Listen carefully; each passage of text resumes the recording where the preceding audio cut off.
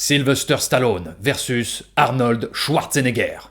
Qui a eu la meilleure carrière? À l'issue de cette vidéo, vous le saurez. Sylvester Stallone, Arnold Schwarzenegger.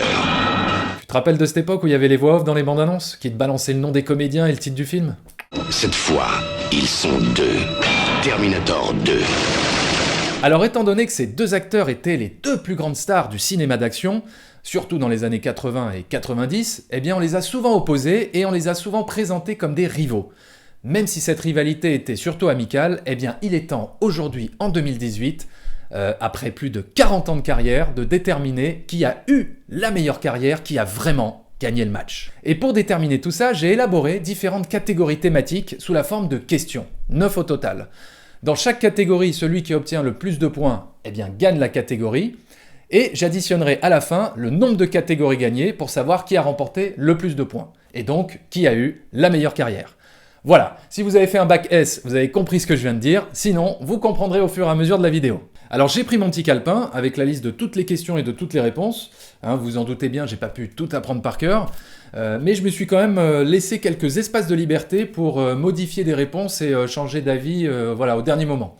Alors avant d'attaquer la première catégorie, je voudrais juste préciser que je n'ai pas de parti pris et que je vais essayer d'être le plus objectif possible, même si je sais que voilà, l'objectivité absolue, ça n'existe pas. Mais en tout cas, je vais tout faire pour être le plus neutre possible. Voilà, je tenais à ce qu'il y ait cette rigueur dans cette vidéo. Donc c'est parti. Première catégorie. Qui a tourné avec les réalisateurs les plus prestigieux? Alors on va commencer avec Stallone. Donc eh bien on commence avec Rocky, qui a été réalisé par John J. Avildsen.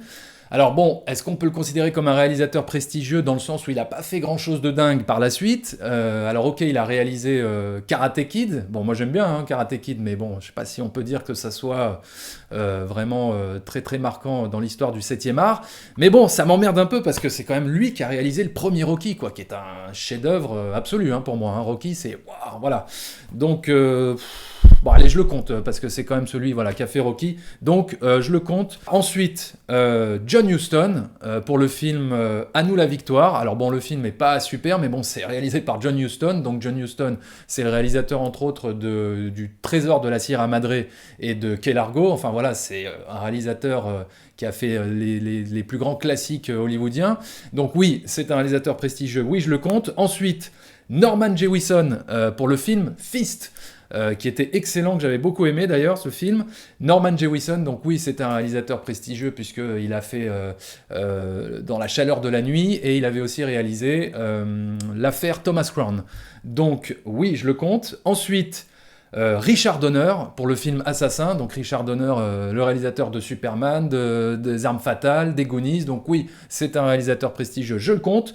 James Mangold pour le film Copland, c'est quand même celui voilà, qui a fait des films comme Walk the Line, Logan, bon voilà, je le considère en tout cas comme un réalisateur prestigieux, donc oui, je le compte.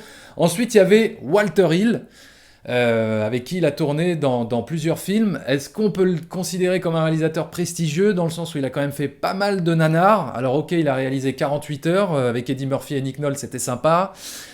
Je ne sais pas si je le compte, je ne crois pas. Voilà, on peut passer directement maintenant à Arnold Schwarzenegger. Donc, Arnold Schwarzenegger, eh bien on va commencer avec John Milius, le réalisateur de Conan le Barbare. Et pareil, là je suis un petit peu embêté parce que j'ai adoré Conan le Barbare, mais John Milius n'a pas fait grand-chose par la suite, et puis il a surtout été scénariste, notamment de Apocalypse Now, mais il a quand même fait ce putain de Conan le Barbare, donc pareil, comme pour Rocky, comme pour le réalisateur de Rocky, allez je le compte, je compte John Milius comme réalisateur prestigieux, tant pis.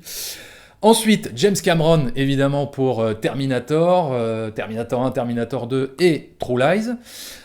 John McTiernan pour Predator et Last Action Hero, évidemment. Ivan Reitman pour le film Jumeaux. Donc Ivan Reitman, c'est le réalisateur de SOS Fantôme. Donc quand on a réalisé SOS Fantôme, on est un réalisateur prestigieux à mon sens. Donc oui, je l'inclus, je le mets dedans. Ensuite, Paul Verhoeven, évidemment, pour Total Recall. Pas besoin de citer ses autres films. Et alors là, ça va vous faire rire, mais je suis obligé de le compter. Joel Schumacher pour le film Batman et Robin. Alors Batman et Robin, c'est un navet absolu, mais c'est quand même réalisé par Joel Schumacher, que moi je considère comme un très bon réalisateur, voilà, un réalisateur prestigieux. Il a quand même fait Chute libre, et il a réalisé Le droit de tuer, Tigerland, Phone Game. Ouais, il a réalisé pas mal de bons films quand même. Donc voilà, je le compte, je suis désolé. Et enfin, Kim Ji-woon, donc le réalisateur coréen.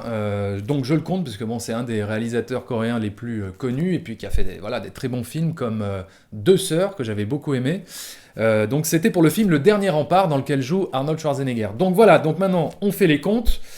Stallone, ça fait 1, 2, 3, 4, 5. 5 points pour Stallone. Et Schwarzenegger, 1, 2, 3, 4, 5, 6, 7. 7 points, donc c'est Arnold qui gagne cette catégorie. Deuxième catégorie, qui a incarné le plus de rôles iconiques? Alors on commence par Stallone. Donc moi j'ai noté Rocky, Rambo, Cobra. Est-ce que je le mets? Je ne sais pas, je ne suis pas sûr que ça rentre dans cette catégorie. Est-ce que c'est vraiment un rôle iconique? Voilà. Est-ce qu'il y a des gens qui ont des figurines de Cobra ou des posters de Cobra? Je ne suis pas sûr. Stallone était super cool dans ce rôle, il avait un look d'enfer, mais est-ce qu'on peut parler de personnage iconique? Je suis pas sûr, non, je le compte pas. Demolition Man, pareil, bon, le personnage était très sympathique, mais bon, voilà, c'est pas devenu, le personnage n'est pas devenu une icône, donc on ne peut pas le compter. Donc voilà, on reste sur Rocky et Rambo. Maintenant, Arnold Schwarzenegger. Donc il y a forcément Conan et Terminator, voilà, donc pareil, 2, et Predator, non, je le compte pas parce que dans le film c'est surtout le Predator qui est iconique, c'est pas forcément le personnage joué par Schwarzenegger. Donc voilà, ça fait uniquement Conan et Terminator et versus Rocky et Rambo, donc là c'est égalité, donc 1 point chacun pour cette catégorie. Troisième catégorie, qui a transmis, qui a donné le plus d'émotions? Bon, alors là, c'est un petit peu compliqué parce que l'émotion, c'est une notion un petit peu vague, on va dire, parce qu'il y a des émotions de joie, des émotions de tristesse, voilà. Mais bon, on va se concentrer sur, voilà, quel est l'acteur qui a été le plus émouvant dans les films, et je pense que là, bon, c'est Sylvester Stallone qui gagne. Voilà, qui n'a pas pleuré ou a été ému devant la fin de Rocky, ou même Rocky 2, la fin de Rambo 1, très émouvante, et puis Rocky Balboa, voilà, c'était aussi un film très très chargé en émotions. Alors que, bon, Schwarzenegger, à part la scène dans le film Jumeaux où il retrouve son père, j'ai pas vraiment trouvé de scène très émouvante avec lui. Alors après, si on se concentre sur, on va dire, des émotions de rire, de joie, peut-être que Schwarzenegger pourrait remporter cette catégorie, avec des films comme Un flic à la maternelle, True Lies, voilà, Jumeaux, Junior, bon. Mais en même temps, Stallone aussi a fait pas mal de comédies, comme L'embrouillé dans le sac. C'est pas une comédie, mais bon, dans Demolition Man, il est très drôle. Il y a aussi Arrête où ma mère va tirer, un film bien pourri, mais bon, enfin, est-ce qu'il est drôle? Je sais pas. Il est peut-être pas si drôle, hein. Peut-être que Schwarzenegger est plus drôle que Stallone dans les comédies. Bref, donc peut-être que ça compense. Mais bon, en même temps, quand on parle d'émotion, là, on est obligé de donner le point à Stallone, quoi. Voilà, je pense que c'est l'acteur qui nous a tous le plus émus par rapport à Schwarzenegger, quoi. Voilà, donc c'est Stallone qui remporte cette catégorie. Quatrième catégorie, qui a obtenu le plus de récompenses? Donc là, pour cette catégorie, voilà, je ne vais pas citer les MTV Movie Awards, les Spirit Awards, les Science Awards ou je ne sais quoi. Enfin bon, voilà, je me concentre sur les prix les plus prestigieux, hein, sinon on s'en sort pas. Donc, on commence avec Stallone. Stallone a eu 2 nominations à l'Oscar pour Rocky et Creed. Et il a gagné aussi un Golden Globe pour son rôle dans Creed. Et il a aussi été nominé en tant que scénariste. En revanche, il a eu 16 nominations aux Razzie Awards. Et bon voilà, nominé, des fois gagné, enfin bon bref, 16 nominations aux Razzie Awards. Je crois que c'est l'acteur qui a eu le plus de Razzie Awards dans l'histoire du cinéma. Donc peut-être que c'est à prendre en compte, on verra. Schwarzenegger, il n'a eu aucun Oscar, aucune nomination à l'Oscar, il n'a eu qu'un seul Golden Globe qu'il a gagné pour le film Stay Hungry, qui est sorti en 1976, donc un film qui parle de culturisme. Donc bon, je ne sais pas si on peut dire que c'était vraiment une performance d'acting, moi j'ai plus envie de dire que c'était une performance physique à ce stade-là, donc Voilà, et puis il a eu 7 nominations aux Razzie Awards, donc 2 fois moins que Stallone. Et parmi ces nominations aux Razzie Awards, une pour son rôle dans Conan le Barbare. Et ça, quand j'ai vu ça, j'étais un peu choqué. Donc qui gagne cette catégorie? Eh bien j'ai bien envie de dire que quand même, quoi, Stallone a été 2 fois nominé à l'Oscar, alors que Schwarzenegger jamais. Et l'Oscar, c'est quand même le prix le plus prestigieux. Donc, bon, allez, ça éclipse les 16 nominations aux Razzie Awards. Donc, pour moi, c'est Stallone qui gagne cette catégorie. 5e catégorie, qui a fait le plus de films les mieux reçus? Alors, donc, pour cette catégorie, je me suis basé sur la presse et un petit peu sur le site donc, de Rotten Tomatoes. Et j'ai regardé, voilà, j'ai comptabilisé les films qui avaient au-dessus de 70%. Voilà, tout ce qui était en dessous, je ne le comptais pas. Et j'ai aussi un petit peu pris en compte, on va dire, le bon sens. C'est-à-dire, voilà, il y a des films qui ont été un petit peu boudés par la presse, alors qu'ils sont devenus cultes par la suite, et puis même ils ont été très appréciés par le public. Donc, je vais essayer d'être le plus objectif possible pour cette catégorie. Donc, c'est parti, on commence avec Stallone. Donc, j'ai noté Rocky 1, Rocky 2, Fist, Rambo 1, Copland, Rocky Balboa et Creed.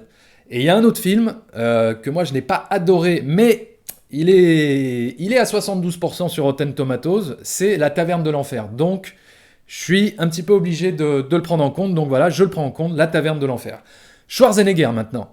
Conan le Barbare, Terminator 1, Predator, Total Recall, Terminator 2, True Lies. Et là, j'ai un petit problème. Il y a le film Last Action Hero qui est à, je ne sais pas, 40 ou 50% sur Rotten Tomatoes. Je trouve ça complètement hallucinant. Moi, j'ai toujours adoré ce film et j'ai toujours eu l'impression que tout le monde avait aimé ce film. Donc, je suis désolé, je le prends en compte. Ouais, et puis je suis obligé de rajouter Stay Hungry, donc le film de 76, qui a plus de 70% sur Rotten Tomatoes, donc c'est un film qui a été bien reçu. Je suis obligé de le compter dedans, donc si je fais le total, donc pour Stallone, on a 1, 2, 3, 4, 5, 6, 7, 8 films bien reçus par la presse. Et Schwarzenegger, 8, pareil, donc égalité. Voilà, chacun un point pour cette catégorie. 6e catégorie, qui a fait le plus d'argent au box-office? Donc pour cette catégorie, bon bah j'ai fait mes calculs, je me suis renseigné, j'ai été sur différents sites comme Box Office Mojo, j'ai croisé les informations, donc voilà, donc j'ai fait le total des recettes de tous les films de chacun des acteurs, et donc les films de Sylvester Stallone ont rapporté 5,8 milliards de dollars. Les films d'Arnold Schwarzenegger ont rapporté 5,1 milliards de dollars, donc je crois que vous avez compris qui a remporté cette catégorie. 7e catégorie, qui a eu le plus de rôles à contre-emploi? En sachant que un rôle à contre-emploi, bah pour moi, c'est un gage de qualité. Ça montre que l'acteur est capable de se mettre en danger. Et puis, voilà, ça montre une variété de la palette de jeu de l'acteur. Donc, c'est quand même très important, c'est à prendre en compte. Donc, on commence avec Stallone. Et j'ai noté le film Fist, où il joue le rôle donc d'un patron du syndicat des camionneurs. Ensuite, il y avait le film L'Embrouillé dans le sac, où il joue le rôle d'un mafioso dans une pure comédie. Donc L'Embrouillé dans le sac, qui est le remake du film français Oscar avec Louis de Funès. Et d'ailleurs, donc Stallone interprète le rôle de Louis de Funès. Donc c'est quand même assez éloigné de ce qu'il a l'habitude de faire. Donc je le prends en considération. Il y avait aussi le film Arrête où ma mère va tirer. Bon, le film est une daube, mais c'est vrai que là, Stallone n'a pas trop hésité à se mettre en danger. Voilà, dans une comédie où quand même, tu vois Stallone se faire materner par une mamie de 80 ans, c'est assez cocasse. Donc j'ai bien envie de le compter. Et puis évidemment, il y avait le film Copland, où là il interprète le rôle d'un flic torturé avec un jeu très en retrait, très intérieur, et il en devient même presque méconnaissable. Donc Copland, je le note évidemment. Ensuite on passe à Arnold Schwarzenegger. Donc dans des rôles à contre-emploi, eh bien, j'ai noté la comédie Jumeaux, où là il montre un petit peu plus sa sensibilité. Ensuite il y avait le film Junior. Un flic à la maternelle, bon là c'est un peu pareil que Arrête où ma mère va tirer, voilà c'est... Bon, il joue le rôle d'un flic, pareil comme Stallone d'ailleurs, mais bon, ça montre aussi son côté doux, avec les enfants, tout ça, donc bon, c'est assez différent de Terminator et de Predator, donc oui, allez, je le compte. Et puis il y avait aussi le film Aftermath qui est sorti il y a pas très longtemps, où je crois que c'est un peu dans ce film où il a montré...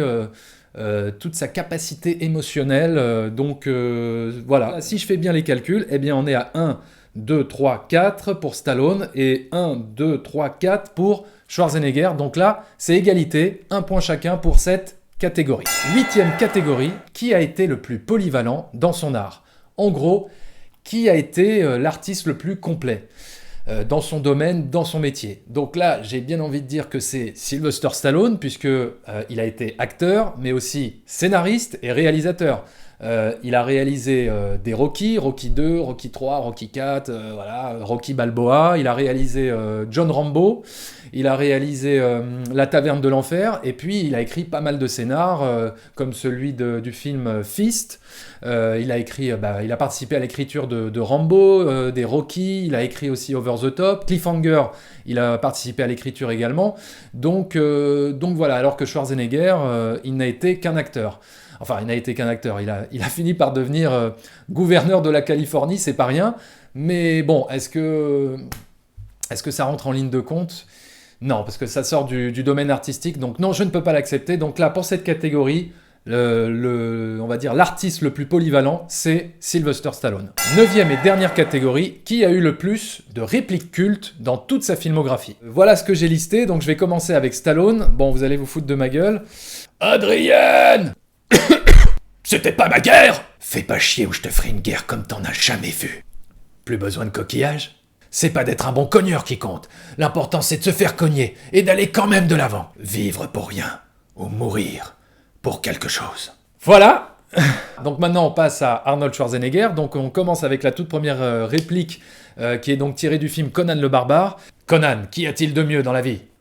Écraser ses ennemis, les voir mourir devant soi et entendre les lamentations de leurs femmes. I'll be back. Hasta la vista, baby. Viens avec moi si tu veux vivre. T'as pas une gueule de porte-bonheur. T'aimes les omelettes? Tiens, je te casse les œufs.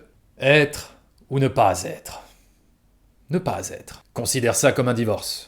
Talk to the hand. Bon, je sais pas si c'est une réplique culte, mais il y avait ce moment dans Predator où Schwarzenegger il crie Go to the chopper! Go to the chopper now! Voilà, donc si je fais les comptes, on a 6 répliques cultes pour Stallone et 9 répliques cultes pour Schwarzenegger. Donc c'est Arnold qui remporte cette catégorie. On est arrivé au bout, donc on fait les calculs. Stallone, 7 points. Schwarzenegger, 5 points. C'est donc Sylvester Stallone, le grand gagnant du match. J'espère que cette vidéo vous a plu, j'espère que j'ai été le plus objectif possible. D'ailleurs, n'hésitez pas à me dire dans les commentaires s'il y a des films que j'ai injustement oubliés, ou alors des films que j'ai considérés de façon peut-être trop clémente.